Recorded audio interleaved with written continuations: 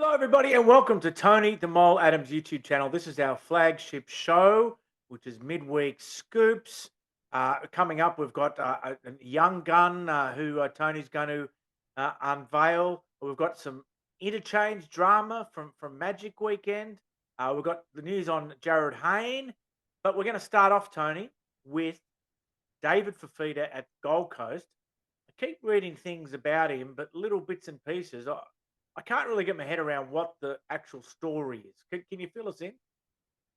Yeah, well, it's sort of, I don't blame you for being confused, Steve, because it's all over the shop. But bottom line is the story goes that he asked to play on the left edge instead of the right edge, or the right edge instead of the left edge.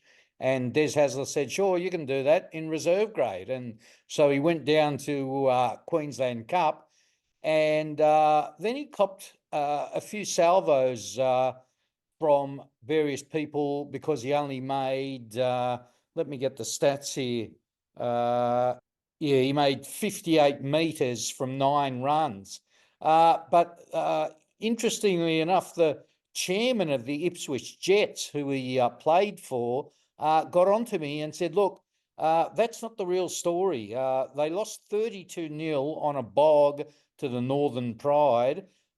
He played the full 80 minutes, made 20 tackles and didn't miss any. And the chairman, Steve Johnson, said he was really great with the young blokes, said they couldn't have asked any more.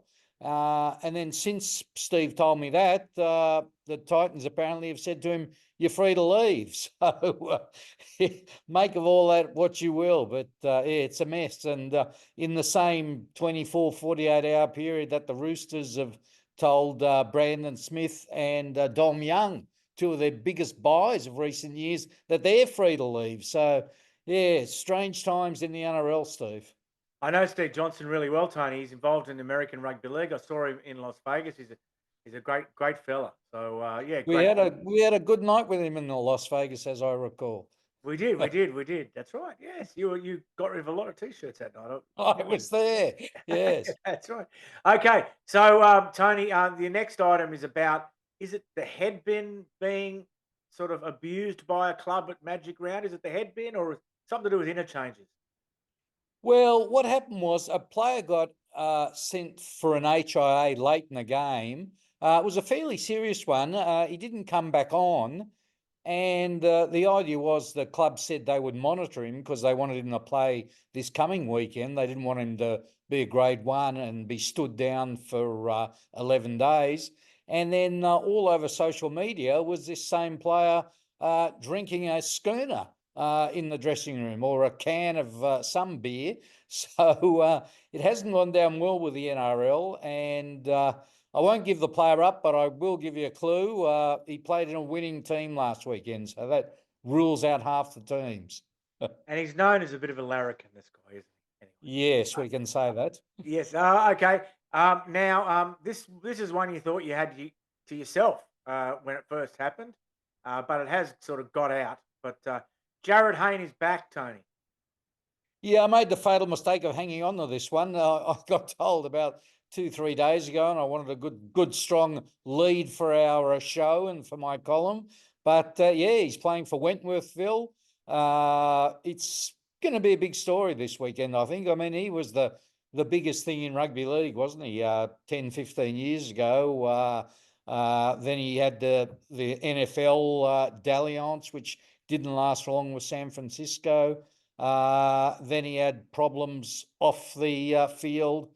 He went to jail, but he's out of jail now. He got found not guilty after originally being guilty. I think the charges were overturned, and he's going to play in the Wentworthville Magpies, a famous old club. I'm just trying to think of the comp. What is it called these days? Is it The Ron Massey Cup. Yeah. Yeah, great man, Ron Massey. He was Jack Gibson's right-hand man, but he hasn't played in 6 years, so be very interesting to see how he handles it. My spy who spoke to him said he looked terrific, looked very fit. He's been wanting to play for the last couple of months, but he's having hamstring issues and other injury issues, which you get when you're 37, 38 years old. But yeah, it should be very interesting. And Tony, before we recorded this, a bit of breaking news with AJ Brimson winning an appeal to change his eligibility from Australia to England, and the Ashes obviously coming up at the end of the year. AJ Brimson has has previously played State of Origin. He played nines for Australia. What do you think? Yeah, well, look, anything that strengthens the international game and strengthens England and gives them a chance of beating Australia. And AJ Brimson's a quality player. If he was in a good team, I think he'd be an even better player. But he's with the Titans, who are, just a basket case. They're struggling. They're talking about Des Hasler's future. He's got a great player next to him in the halves in Jaden Campbell, but he can also play fullback. Could probably play centres at a pinch too. So good player, and I guess he this rules him out of Origin, does it? Yeah, it does. That's the interesting one I was going to bring up, Tony. Is that people said, well, Kalen Ponga can follow the same path, and he can go to New Zealand, but like I think it's a bigger deal for Kalen Ponga to not play Origin than it is for AJ Brimson to not play Origin. I checked his record; he hasn't played. AJ Brimson hasn't played Origin for a couple of years, so it's still a big call, regardless if Kalen Ponga decides to do the same thing. Yeah, it will be for sure. Considering he's probably a walk-up start for that Queensland team to be named in the next couple of weeks. But the mail I'm getting, I think he'll stick with Queensland for the foreseeable future, but that may change.